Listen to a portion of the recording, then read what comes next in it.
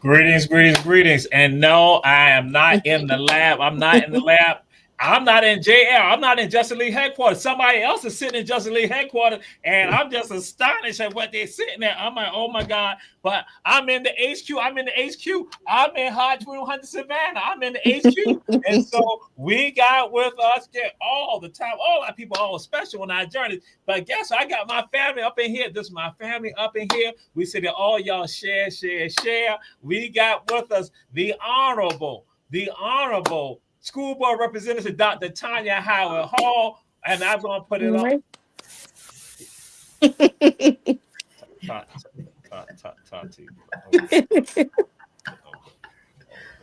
All right. See, I was trying to be more subdued. I was like, okay.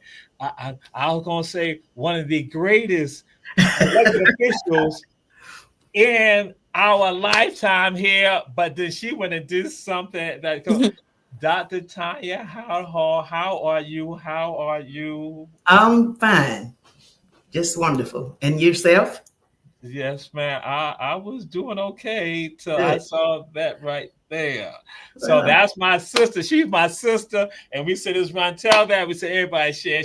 And then we got my daughter. We got my family in the house. Dr. Tatiana Renee Alexandra Kitchen.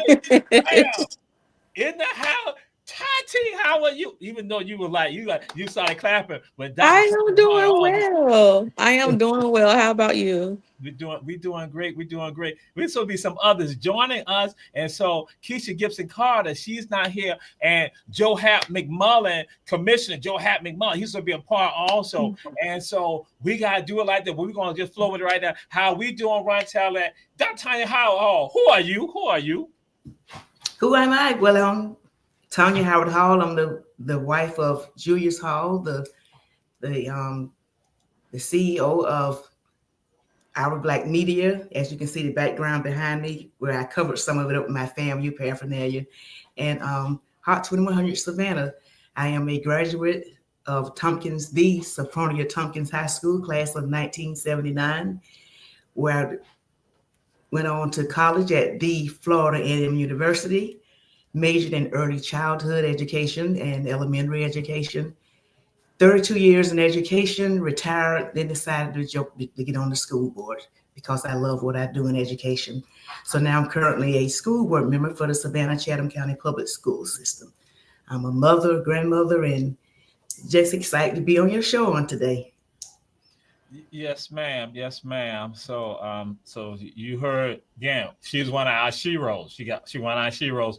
She ain't had to do all that, but that's what she did because we're gonna let her freshman year, her freshman 1979. So now let y'all know this. The class of 1979 so be one of the special classes of all time in Chatham County. But not only that. So also, we we got that, Oh wow, so we got that.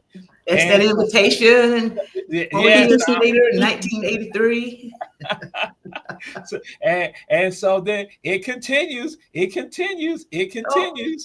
Yes. homecoming a couple of years ago on the set. On the set, we call it back when I was in school, where you could actually drive your car on the set, but they blocked it off, so it's just a place where you gather now. But that's me at the set.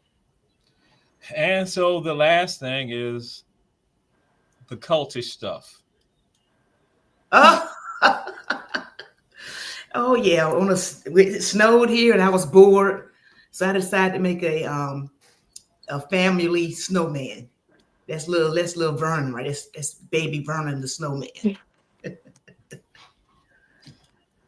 We have gone say that FAMU is a cult. We've said that, so but that's it. So even the snowman, that was like, wow, okay. We are a family. We're not a cult. Yeah, that's family. That's right. And we got family that's a part of us. So yes, that's right. So now we come to Dr. Tatiana Renee Alexandra Kitchens. Who are you? Hi, everyone. First and foremost, it's nice to meet you, Dr. Howard. I love meeting other Black women from HBCU, so it's nice to meet you. Yes. My name is Dr. Tatiana Kitchen, LMSW. I am a 28-year-old female from Waycross, Georgia. I am born, Georgia raised, South Georgia.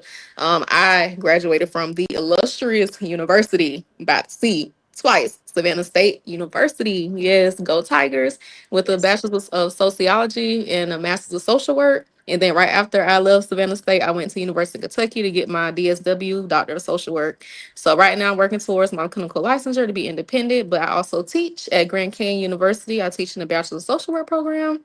I'm teaching policy and intro to social work.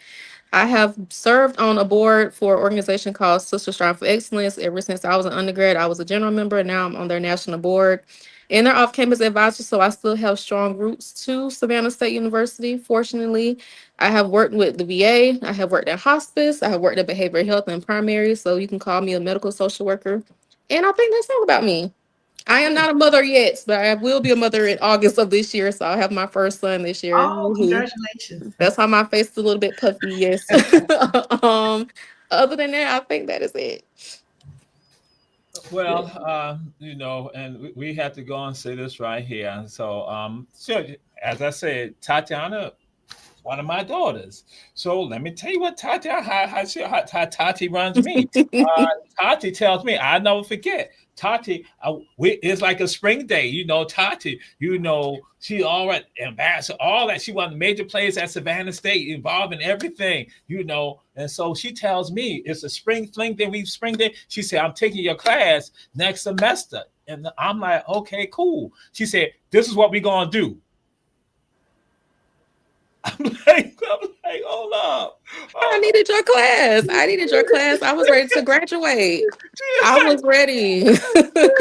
She telling me what's going to be. She's telling me 2 semesters later what's going to be going on in the class. I'm like, oh my God. And then also, so now she said it. So I could see, she must be reading my mind. I got to go and do this. I got to do this right here. I got to do this right here. So again, I have to. Oh my gosh. No, you said it was like SSC. Electra's always been good. You got mixtape producer right there. You got Chirac.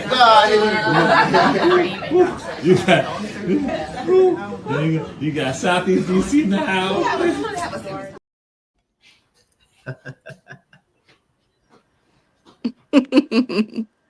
This is some of the stuff SSC, Sisters Striving for Excellence. This is what they're going to do. That's what they do. Sisters Striving for Excellence. That's what they do.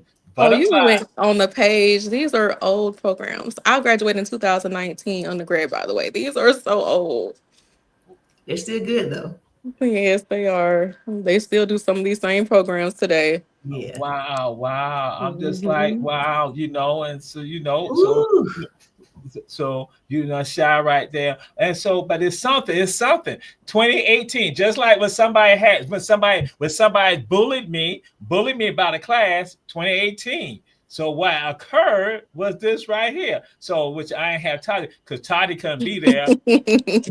So the anniversary coming April 25th, 2019. Sisters Striving for Excellence was the campus organization of the year. They won the Dr. Clifford E. Hardwick Award with Dr. Tanya Howard Hall. Knows Dr. Hardwick, or remember Dr. Hardwick? So the award at Savannah State for the organization of the year is named for Dr. Hardwick, a former city council member. Again, the Reverend Dr. Clifford Hardwick. And what happened? That award would not have happened if it was not for Dr. Tatiana Kitchens. She had, just like all of them in the office, she would sit me in the office, tell me what we gonna do. All this right here, it manifested. So at that night, in fact, let y'all give background. I was advisor to 11 organizations on some campus of Savannah, 11 student organizations, and he was everybody advisor. Oh my God! But like I told him, I'm not gonna be your advisor if you ain't doing nothing. And so what happened when it came down to it? Everybody was rooting for sisters for SSE or for Sasser to win the award because that meant that they wasn't gonna have an exam. So I said if they were gonna win, but then it was a vision of when she said that. That's why I had to acknowledge you because you made it happen. You still got the legacy going on, Tati, because you bullied me and it still continues today. You still got everybody. So yeah, so that's why we had to throw it up. That's part of that memory. So now I got to throw it out. This is how we're going to do it. So Dr. Tatiana Kitchens, who inspires you? Who inspires you? Who inspires you? Or what inspires you? What inspires me? I think making a difference in other students' lives, and other people. Not so what inspired me, who am I inspiring? That what inspires me. Where am I making changes? Who am I helping make changes on their own? I think that's what inspired me. But if you look at a specific person, I always love Michelle Obama down and through. And people may not like this either, but I love the DA for Fulton County. And I'm going to say that because they have so many negative things to say about DA Willis, but she come out on top. She handled her business. She got reelected. You know, despise what other people had to say, other people rooting against her. That's the type of woman that I want to be. Clean, but still come out through adversity. Yes. And Dr. Tanya Howard Hall, who inspires you? What inspires you? I would say more than what inspires me, and that's the joy of learning. I had a very difficult time as a young child, repeated first grade, integrated to school, just didn't have a good experience until second grade. Had a second grade teacher that showed me love and shared with me the joy of learning. And she would often say to me, when you go to college, Tanya, when you go to college. So she planted that seed and I just never forgot her. And since Tatiana talked about her DA, I must brag on my DA. Shalina Cook Jones, she's phenomenal. There has been a lot of things, you know, that it was difficult, you know, doing her campaign. You know, you hear things, but she's done a phenomenal job. She's made history here in Savannah as our first African-American female district attorney. And she's tenacious, she's smart, she's sharp, and she's just really someone that I think little girls can look up to as well here in Savannah. Yes, absolutely. So now we do this right here. What song or songs give you that that when you hit that it takes you to another level? What song or song give you that you know, or you can say our artist, Dr. Tanya Howard Hall. I don't know. It's just so many. I was about to say that so. I don't know. It's just so many. Let's see. I have to think on that for a minute.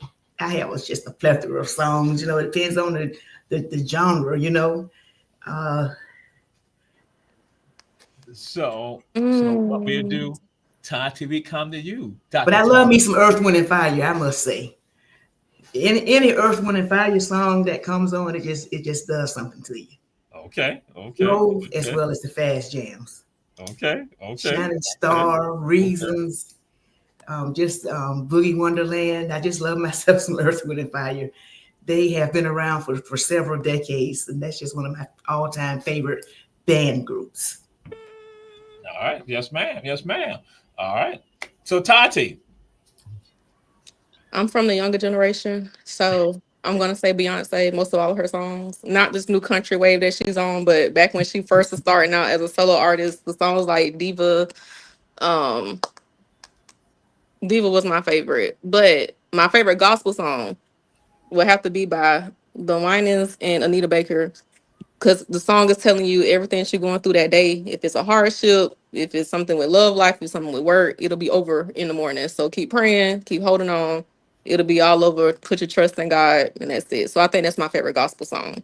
But other artists, music today has changed a lot. Even though I'm young, like it don't. I'd rather listen to the older music, the older generations. Like you said, Earth, Wind, and Fire. I have grandparents that raised me, so I was raised up on that music, and most of those I can agree with. I can listen to on an everyday basis.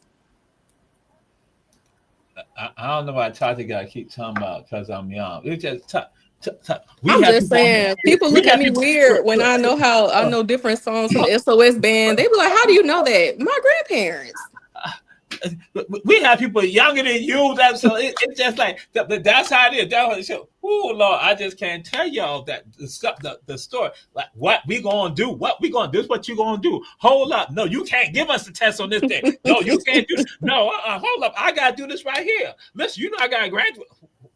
Yeah, I had to graduate. I'm sorry. The stories I can tell. And so someone else will be joining us, but again, some of them, you know, that, but we still roll with it because it was something that they did that I was like, hey, this is why we are here on this moment and this time right now.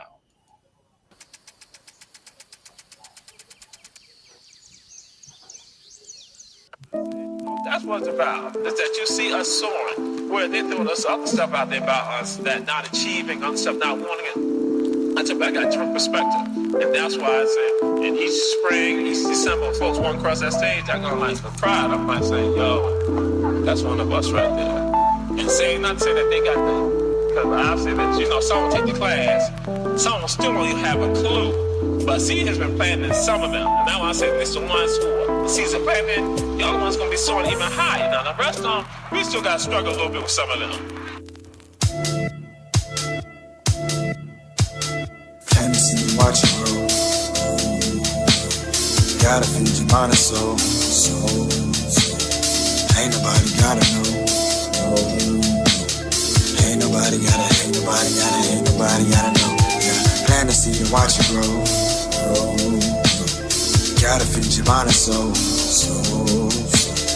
Ain't nobody gotta know. Ain't nobody gotta.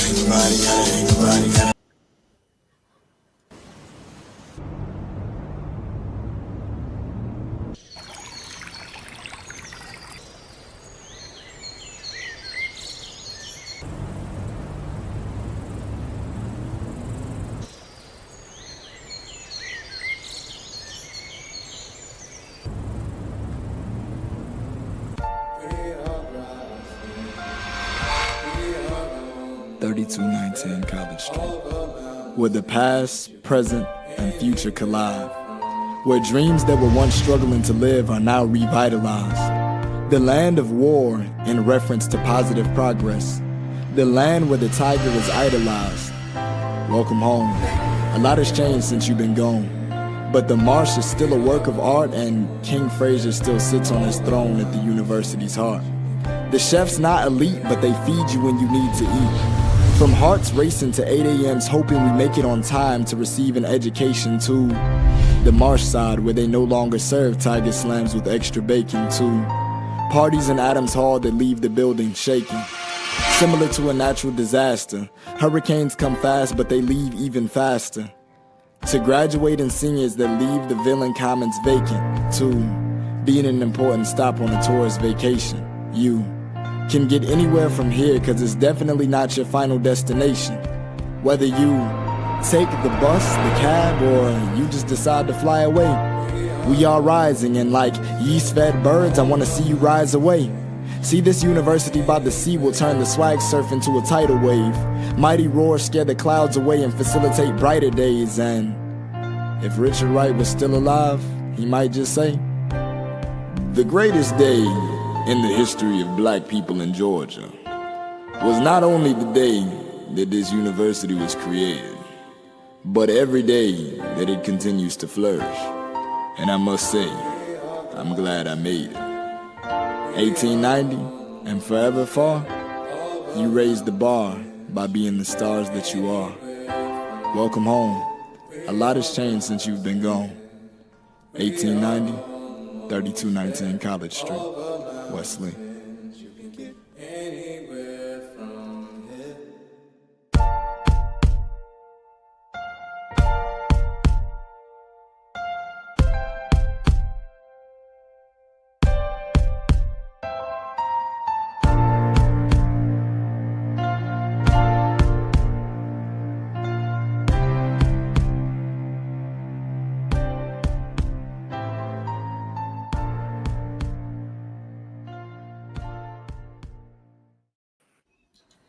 So he is in the house. He is in the house. And I knew I was going to have a problem. That video about Wesley, my boy, my brother, and the photographer, videographer, Myron. And so I'm having this jersey right here. This is Rock Wham Middleton, who plays for the Harlem Globetrotters. Myron and Wham were in Thailand at same time. They flew into the airport and they say SSU in Thailand. Myron is there because he is a director of videos. He's there on business. Wham is there with the Harlem Globetrotters. They all 1501. Tati 1501. West with 1501.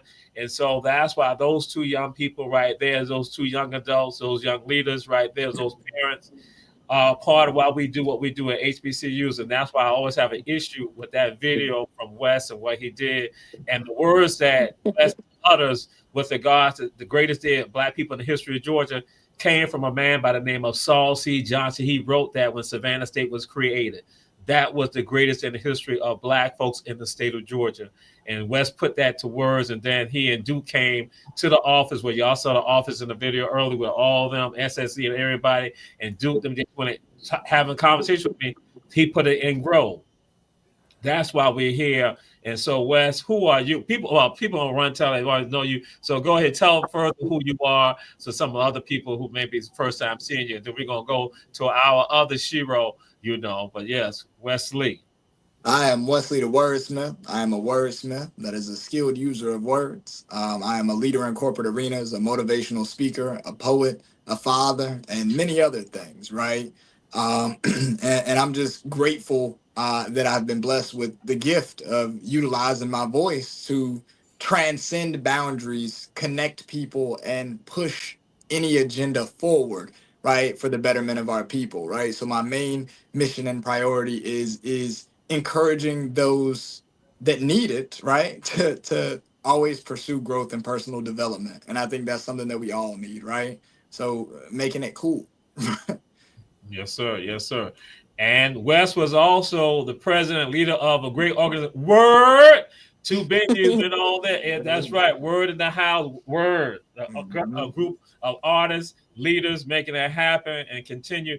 And so that's right, one of the groups that also was able to advise and also winning awards too, because making it have an impact. And so now we got our other Shiro on here, our other Shiro, again, Keisha Gibson Carter, who is from, and I got to do this right here because I had some stuff for everybody. I had something for everybody. And so I got to do this right here. Keisha Gibson Carter, Fort Valley State University. You know, Peace County in the house, Peace County. And as I tell folks, Fort Valley has a strong Savannah Alumni Association. Keisha Gibson Carter, who are you? The Honorable Keisha Gibson Carter, who are you?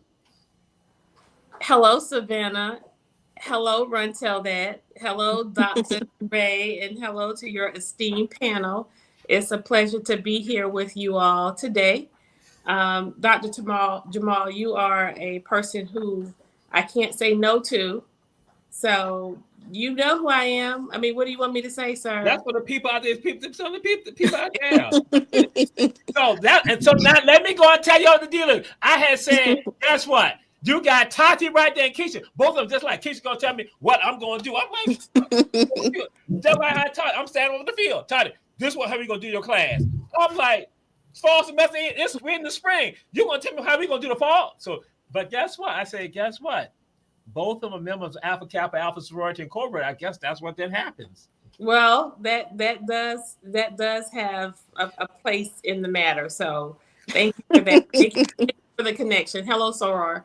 Hello, Sora. How are you? Good. It's good to be here with you all tonight. I don't know what to say, Dr. Teray. I'm Keisha, simply Keisha.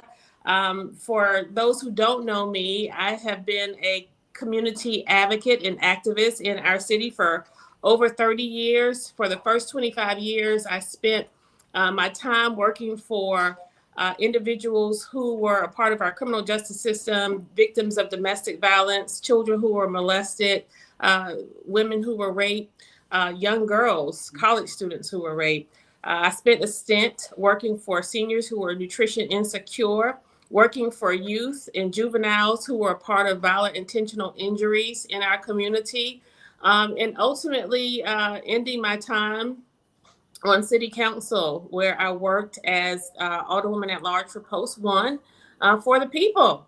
And so here I am today, still at the reach of Dr. Teray, just trying to continue to help make the place a better place to be. So for whatever reason you've engaged me tonight, I'm happy to be a part of it. And it's always a blessing for people to see more in you than you see in yourself. So again, it's good to be here with you tonight. Oh, and most of all, and most important than any of what I just shared with you, I'm a wife to Samuel Carter for nearly 30 years. We've had a friendship that spans almost 40 years. And together in that union, we have produced 3 amazing humans.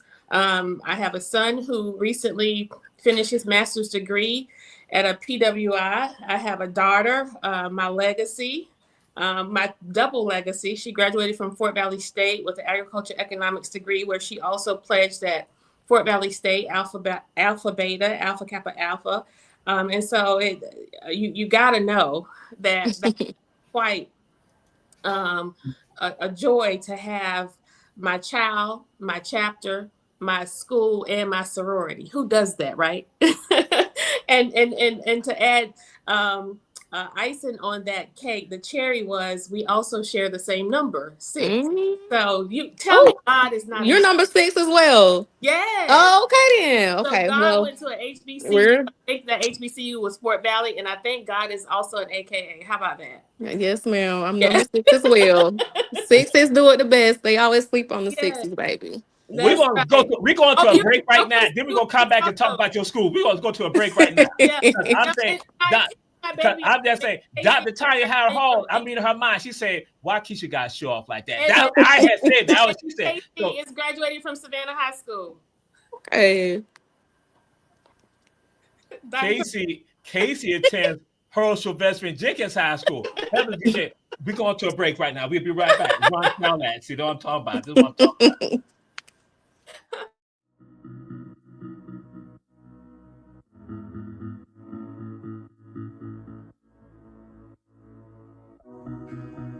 Savannah, are you looking for some of the best Southern soul food?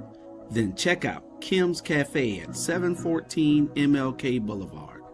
The food is so good, you'll think that your mother cooked it. Located in the heart of Savannah, Kim's has a menu that includes breakfast anytime, lunch when you need it, and dinner so you won't have to cook when you get home. They also cater all types of events and can host your reserved event at the restaurant. Come see what everyone has been raving about. Great food, great atmosphere, and a great time. Kim's Cafe, 714 MLK Boulevard in beautiful downtown Savannah.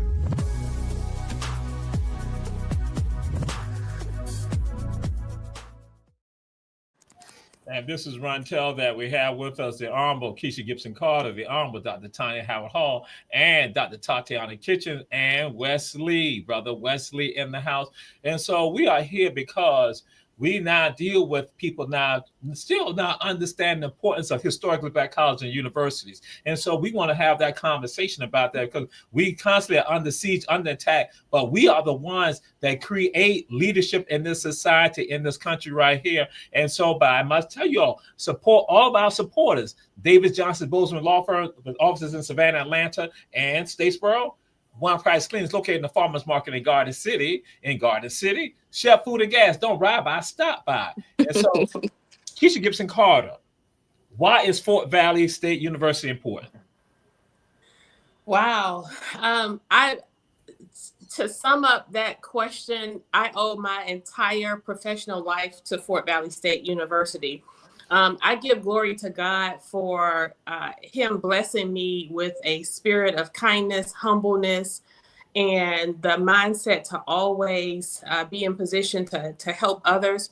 But I have to tell you that it wasn't until I grazed the soil of Fort Valley, Georgia, and the pavement on Fort Valley State, where I was shaped as a woman. I was shaped as a professional. I was shaped as an African-American, proud woman. I don't know what else to say. I mean, it's wildcat country. It's the wildcat. I don't know. What do you want me to say, Dr. Teray? I think every person who had the experience of attending an HBCU, there's and you all on the panel may agree with me, there's a sense of pride that you can't really put into words. There's an automatic, innate spirit of pride, of value, of worth that you feel just to be a part of something that's larger than yourself, but more importantly, to be a part of what you know was a movement whereby individuals were not able to easily make application to an institution, take a test, and to be accepted. It was just not allowed. It was just not allowed for us to engage in post-secondary education. And so to have that privilege and that honor to receive that acceptance letter, I still visualize what the font size and the font style was on the letter that was sent to my home when I was accepted at that time to Fort Valley State College. I owe my life to Fort Valley, my professional life to Fort Valley. When you rub shoulders in those corridors with individuals, students from all over the country, professors who are there to really help you succeed, and they want to see you achieve more. You can't put a price tag on that. And that's something that we have to kind of work on in this day and time. We're missing a little bit of that, but you learn so much more than your subject matter. My major at Fort Valley State was criminal justice, and I can tell you that the subjects and the courses that I took, there was so much more that I learned about life and about myself and other people that happened at that institution. It's a beautiful place. It's a beautiful place, Peach County. All right. Yes, ma'am. I thought you were going to have a little bit more decorum, that you was not going to have to throw stuff up there because, and I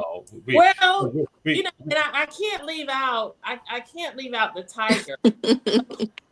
I can't leave out the Tigers. I'm a double HBCU graduate. I coined myself a wild tiger because I also matriculated and completed a degree at Savannah State University, where I earned a master's in public administration in 1998. So again, it's Dr. Johnson, Dr. Jordan, Dr. Kalantari, those professors, the people who I was in class with, those individuals. It's just something. I mean, guys, you on the panel, everybody, somebody else got something to say too now. Okay. That's what I'm because Wes was saying, where's the Savannah State stuff at? But Wes saying you're a little prejudicial. So what we're gonna go on? We're gonna go on. Tiger. This is a tiger, Wes. Tiger. It's not a wildcat. It's a tiger. I'm a wild tiger. Wild tiger. But guess what? She go to FAMU, got pink and green, orange and green and all that. So Dr. Tanya Hall, why is that strike again? It's look, you know it's all about the unity, and she sound like she bridging the gap to me. Wow, Wes. Yes. You know, Wow. you know what I'm saying? She was saying some things I resonated with as she started. I was like, you know what? That sounds like my same experience. You know, and then Dr. Jamal Toure was at the nucleus of that experience, right? So look, ain't no, you know, West don't throw the shade. I just keep it all the way funky. You know what I Thank you, mean? Dr. So West. Thank you, when you Dr. West. for sure, for sure. Now look, let me show y'all something real quick. Show and tell how I changed my camera around on here. Oh Lord. Can I switch my camera? They, I feel old. You know they, how you switch the camera on here, dog? You can't? you can, but I have to go out, you know. It's But cool. So you see this behind me right here? That's that Savannah State piece right there. You see that's Okay. West Okay. right there. That's the College Street right there. That's the Richard R. Wright right there. And then some pastings from the archives in the library. You know, and I had another awesome look, you see that look like King Fraser, don't it? Yeah. So Nice, Wes. Nice. look, Very nice. no, I appreciate it. And the significance of that is that there was another artist at my beautiful university by the sea. You know, Wes, we're gonna come to you because I realize we're gonna go over time. I already see. it ain't even my turn yet. So we go. I'm gonna because I would throw this to Dr. Tanya Howard Hall with regard to strike again because I have to go and say one thing that made me have a love for FAMU was this right here. When I read and they talked about how the business program at FAM was one of the top business programs in the entire country, and people didn't even realize that because it was an HBCU, and so that's why I've had this mad love. Now, don't think that I'm going to change my tune after I get off the show. I'm just doing this right now on this day, right now, this moment right here. My love for FAMU was tied to that when I read and said, bam, FAMU representing across the entire country. So Dr. Tanya Howard Hall, why is FAMU important? Why is that school on the highest of the Seven Hills important? Well, we stand on the shoulders of our ancestors. And that's really, it's more than a metaphor.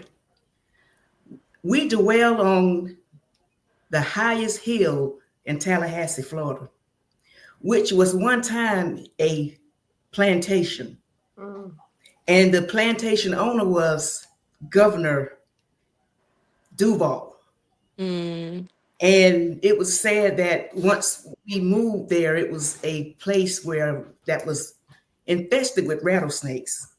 But when we walk on that campus, you can feel the spirits of our ancestors. It's a place where our ancestors sighed, a place where our ancestors cried, a place where our ancestors died. But we, FAMUans, we are the hope that was unborn. But thanks to our ancestors, it didn't die. Right. FAMU changed my life. When I enrolled in FAMU, I didn't have the greatest SAT score. But we know that the purpose of our institutions, our African American HBCUs institution, what they do is they accept students. They provide education, and it blocks the barriers that our other institution, mainstream educational systems may interfere with our educational learning.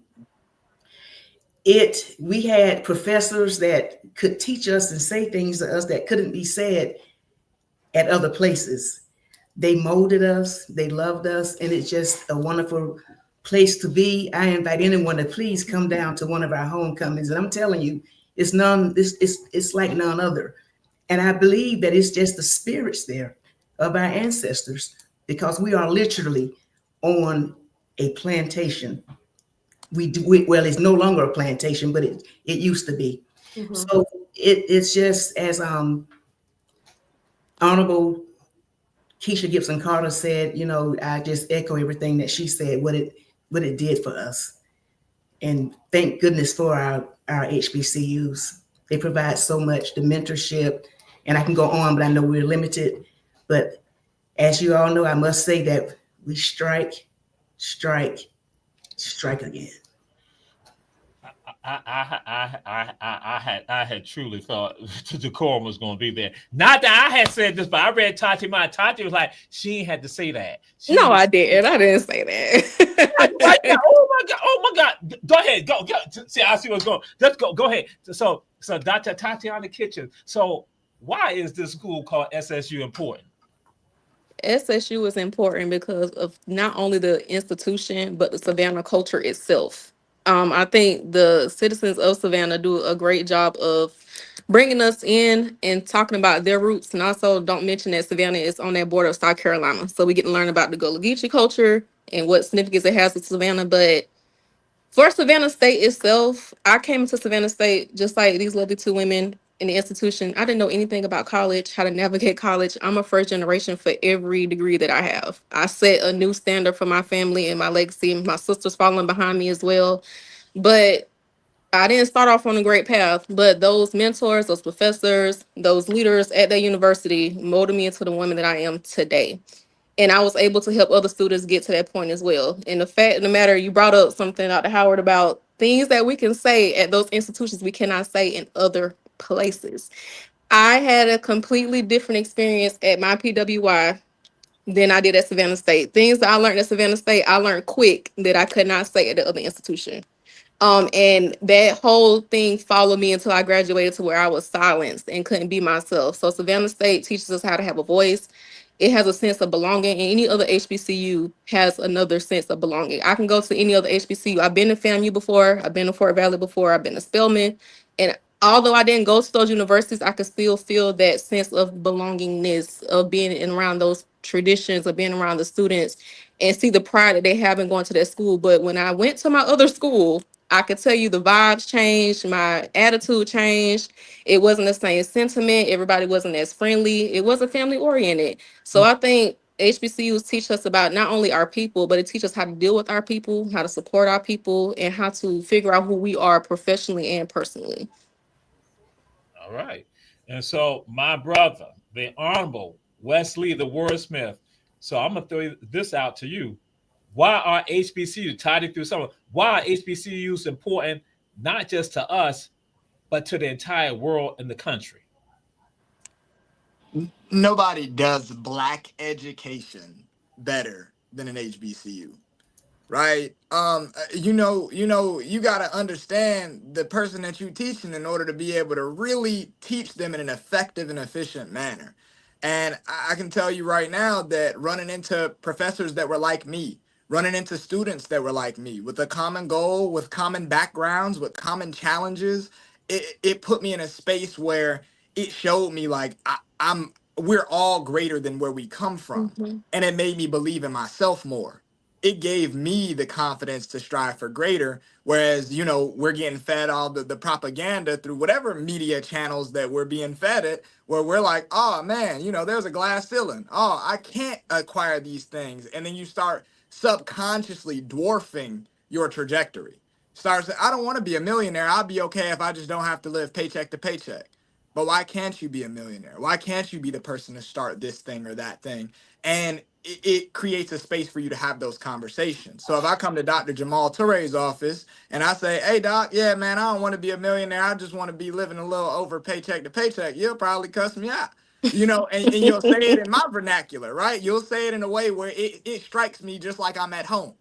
And don't nothing make you move like an at-home conversation, just like a home-cooked meal, right? I took it personal, Whereas when you're talking to somebody that doesn't understand you, that doesn't understand the culture that you come from, that doesn't understand the language that you speak, they're not able to motivate you the same way.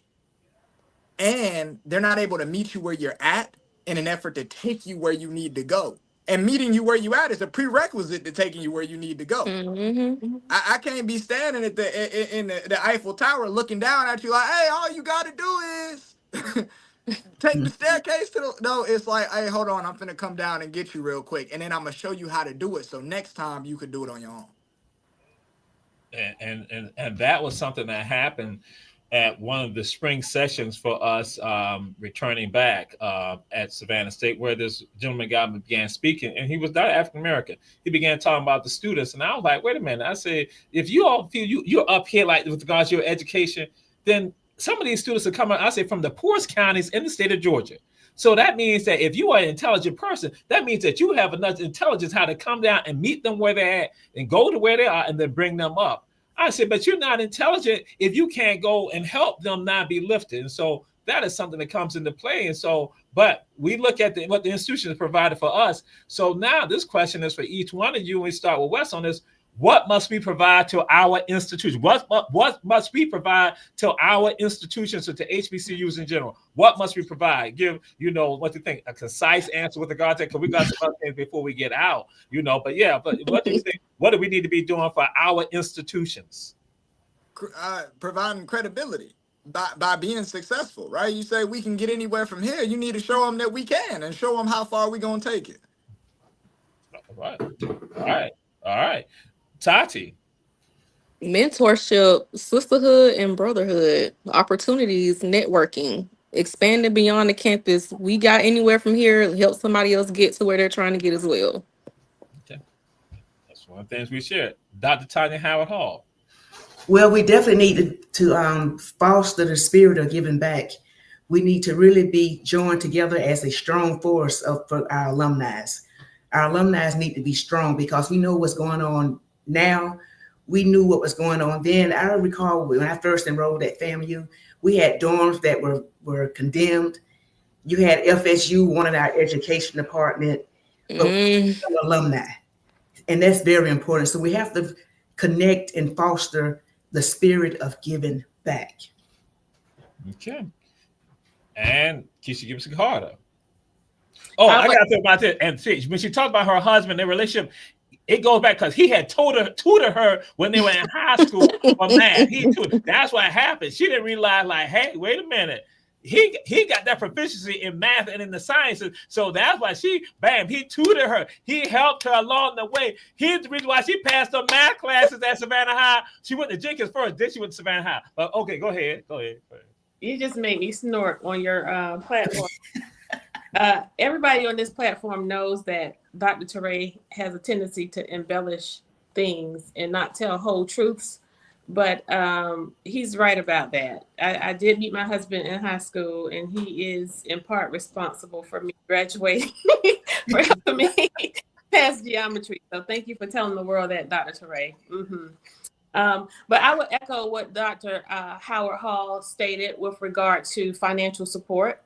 Of course, every little bit helps along the way, and we all have our struggles in life and ebbs and flows as we go and grow in our life experiences. But when those times permit, whether it's your sorority on a local level or national level, whether it's your alumni chapter in your city, your community, or you're giving directly to the university, or supporting a child that attends the university, or sending your child to the university. It was very important to me, having 3 children who were charting their course for college careers, to really encourage them to attend HBCUs. And so far, I got 1 out of 3.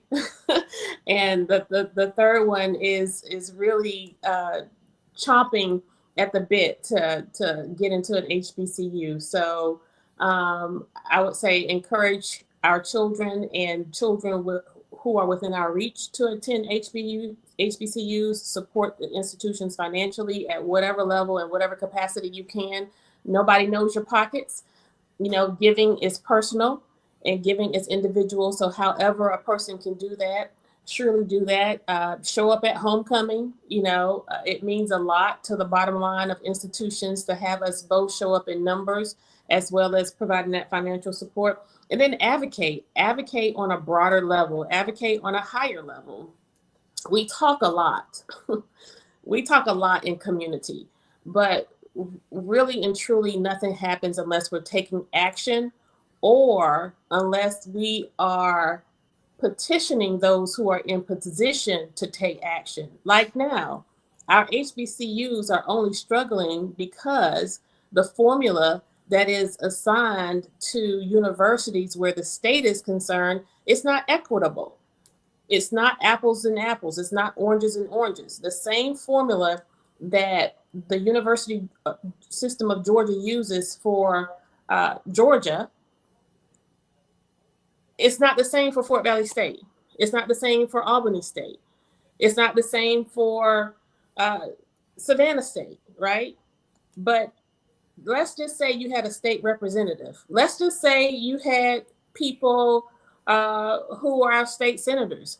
Let's just say that they took up the mantle and said, this year, I'm going to charge and advocate and cultivate all of the African-American state representatives and state senators within our dome. And I'm going to say, we're going to make this a part of the Black agenda to challenge the university system of Georgia to just try it for 1 year.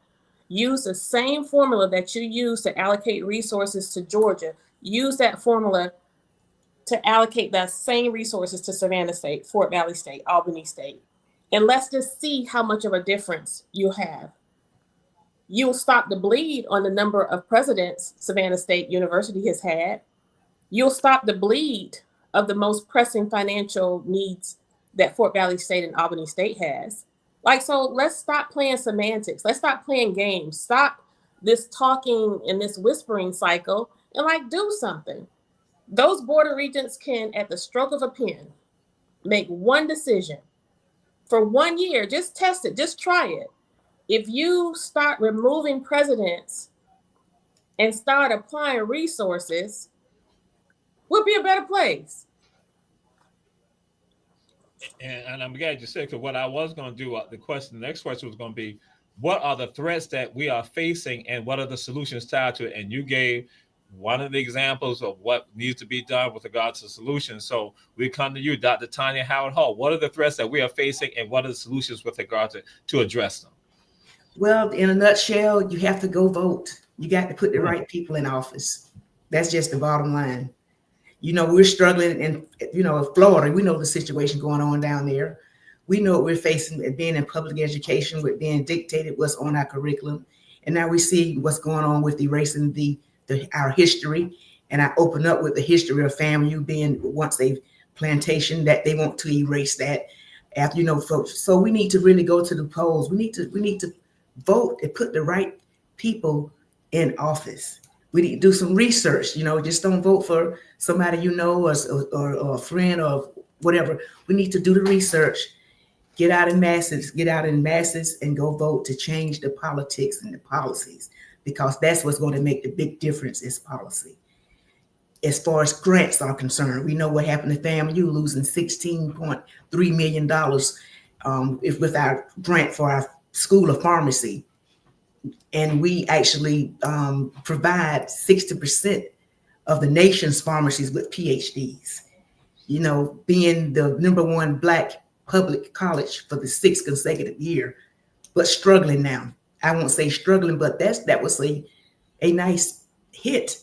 Maybe nice is not the correct word to say, but it was a substantial amount of money that we lost with that grant. So we just need to it's so political. We need to definitely educate our community, educate our children, and just get out there to try to make changes. Rally in community meetings, rally at city councils, board of education, county, the state, so we can have those changes made, make changes. Absolutely. And in fact, when you talk about that, one of the good 1501 family members, Myra, she is a graduate of the pharmacy school at FAMU. And Wes Lee, he was the one that provided her with her talent, Myra, who ran for Miss Savannah State. So, yeah. And so, Wes, we come to you with regards to what are the threats that we are facing and what are the solutions tied to it? Because some of you even threw some things out there. So I think, yeah, absolutely. Yeah, I mean, the docs, the ladies played it perfectly, right? We're fighting a battle against them, rewriting our history. We're fighting against an attack on our resources, where we have proven that we should be getting more resources allocated. Like, again, a perfect example of FAMU. Why cut funding to a pharmacy program with a 50% success rate, right? And we could work the numbers differently to highlight that even more. but you're contributing to the country at large by providing educated professionals, right? So that goes back to what I said we need to offer to our HBCUs, and that's the credibility, right? As we matriculate through there, we need to come in here and make an impact on the world. Why are we being punished for that? Or why is that not being rewarded, right? So I think that those are our challenges, and I think that the solution, right, is twofold. So it's everything that the lady said, but also us giving back that mentorship, guidance, career opportunities where possible, so that we can continue to kind of pull people up to increase our numbers even further. So if there's an opportunity for us to take that 50% and make it 75% because it's more appealing, right? Then we should do everything that we can at a local and collegiate level to make that happen. So for example, with me, I still develop all the artists in Word because Word was impactful in my matriculation, right? Having that community, developing the leadership skills, doing the community outreach and service that I did, it had a larger impact on my career in leadership than my degree itself. You know what I mean? So coupled with my degree, now I'm a corporate engineering manager for the whole East region of the country. And I've hired several people from Savannah State and then mentored them directly. And so, you know, where I may have dropped the ball is I didn't stay super close to them all the time. So some people have failed and some people have succeeded. I think there needs to be a more intentional effort made to kind of stay close to those people that we bring up so that we can keep them on track. Because it's easy to get lost as we're elevating.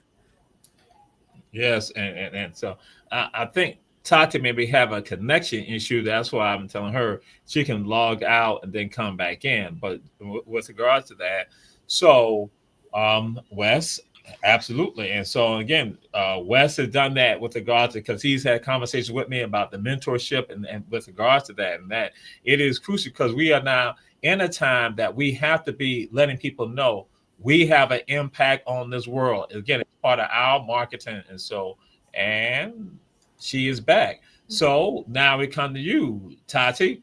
What are the threats that we are facing and what are the solutions in your mind?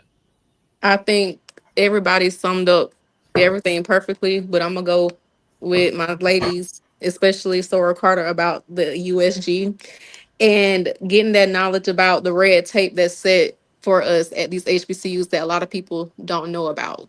So when you talk about university level and you talk to students, they're under the perception that we're not making changes internally in the institution, that we're not open to change and innovations, but they have to know about what's going on in USG, what we can and what we cannot do.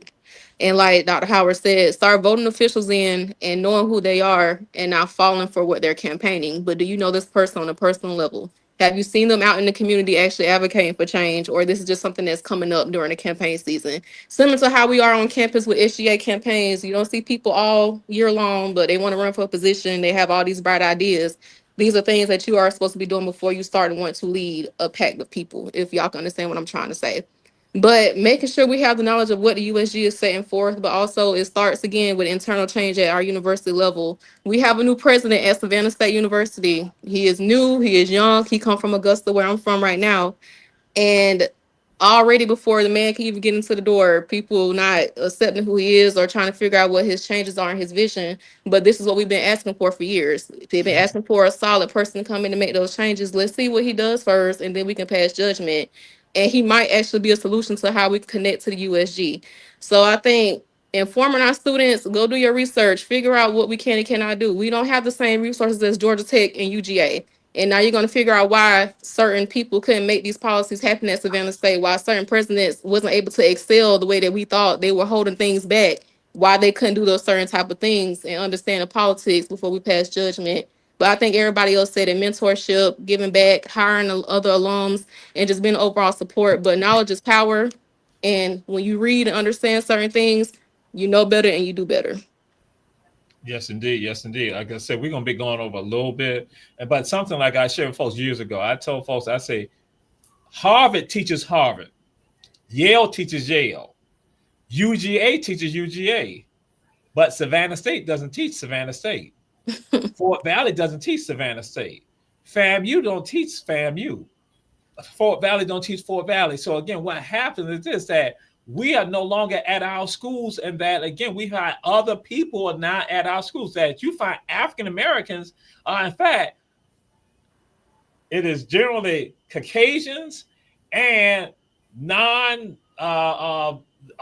born U.S. citizens at our institutions, and then African Americans are at the bottom level. And then when it comes down to it, with regards to pay, there's at least one institution that African American women with PhDs made $15,000 less in their salaries compared to Caucasian men who had only masters.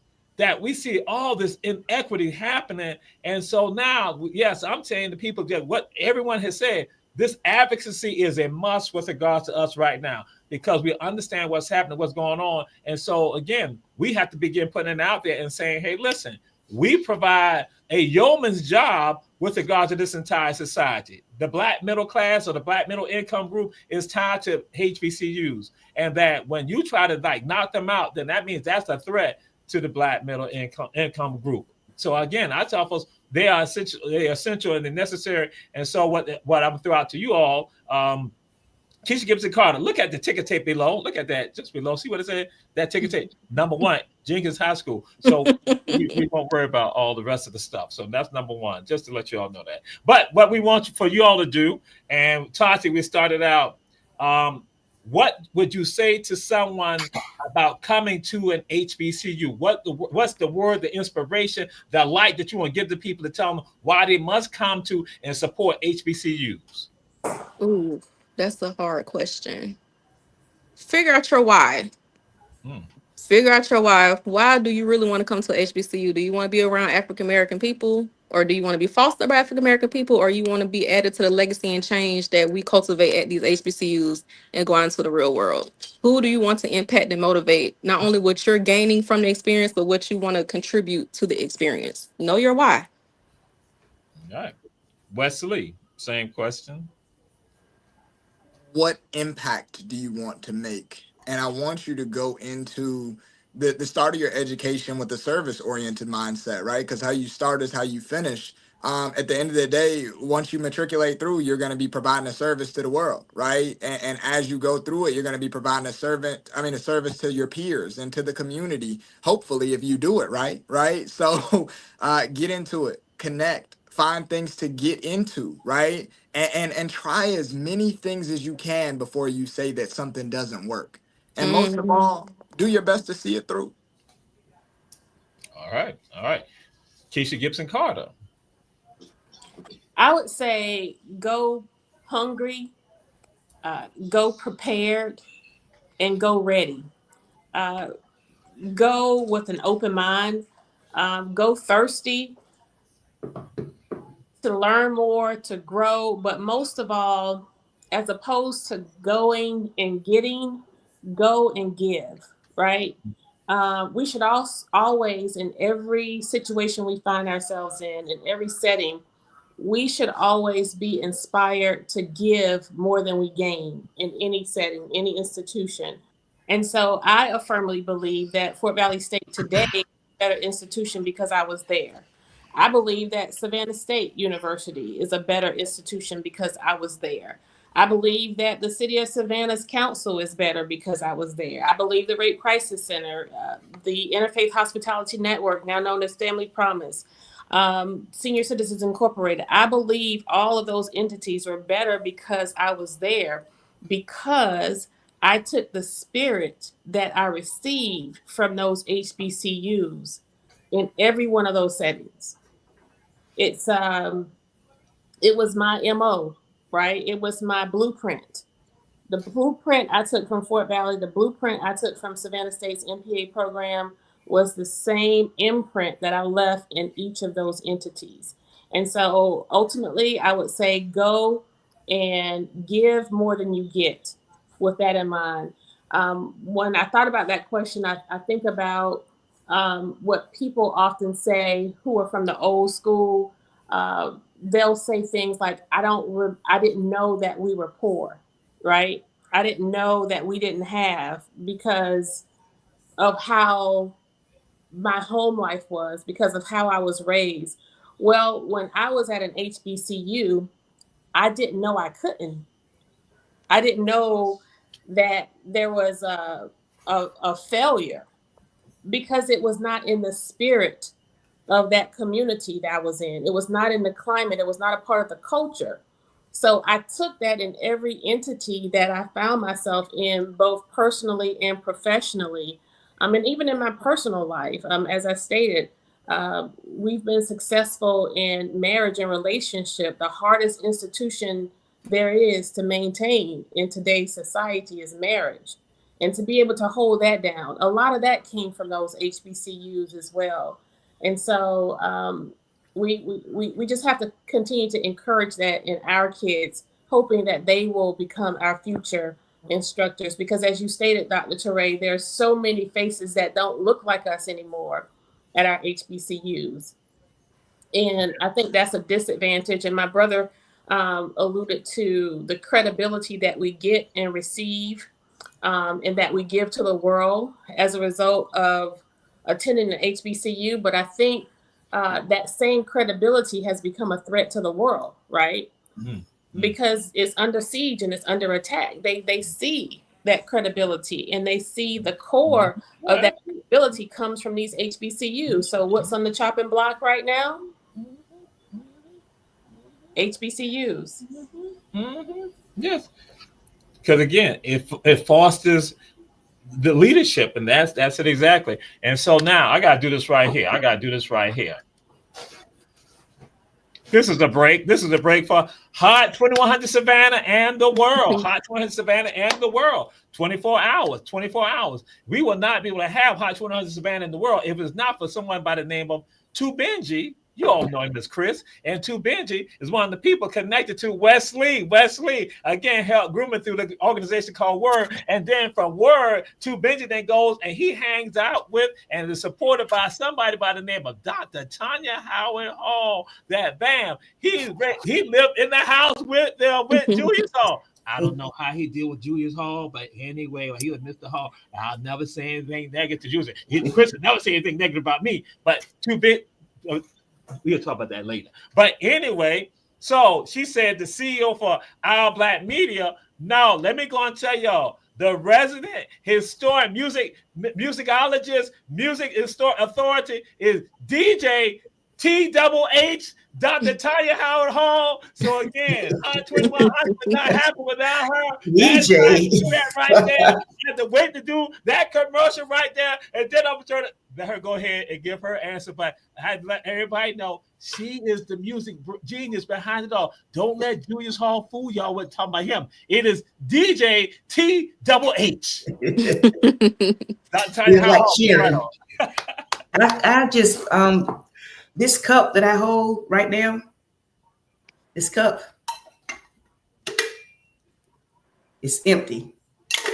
When you go to an HBCU, you need to go with an empty cup, ready to receive a quality education, ready to be able to one day generate jobs, ready to impact the world, impact society. As I reflect upon my second grade teacher, she impacted me. And now when I see myself, look how many people that I've had the ability to impact. So if you go in any institution with an open mind, but you're going with emptiness, ready to receive and learn everything that you can, I would also say support athletics at those HBCUs. Even if it's a losing team, you go and you can support them. Don't just go to homecoming. Support them during football season. Support them during basketball, and other sports. Just go, to in summation, just go ready to receive. The first couple of words in FAMU's alma mater is College of Love and Charity. And I won't go into the singing of it and reciting it, but that's the way we should enter, with love, a heart that has a heart of love and a heart of charity. And it would just get you a long way. Yes, let us give love and thanks and praise to our alma mater, SSC. But anyway, not that I was saying this, but then we're about to close on that. Not that I was saying this, but I read Tati's mind. And she said, when Dr. Tanya Howard Hall talked about athletics, she said, Tati went and said, Fort Valley always cheated, but that wasn't me. That what Tati said. I ain't gonna say nothing that Wes said, because Wes was there when FAMU played Savannah State, you know, because Savannah State was in the MEAC. Wes said that FAMU tried to cheat Savannah State a couple of times too, but not that I had said that. I read Wes' mind. That was that. I'm just letting you know that's what happened. So this has been Run Tell That with Dr. Tanya Howard Hall from FAMU. Keisha Gibson Carter, that wild tiger from Fort Valley and Savannah State. Dr. Tatiana Kitchens from Savannah State University, and the Honorable Wesley Wordsmith from Savannah State University. Glad to have you all with us on this important topic because our schools are under siege right now. Talladega is now also under siege right now. $17 million loan from bank in Mississippi. St. Aug and Barber Scotia, the issues going on right there. So again, our schools under siege, and we need to rally together and support our schools.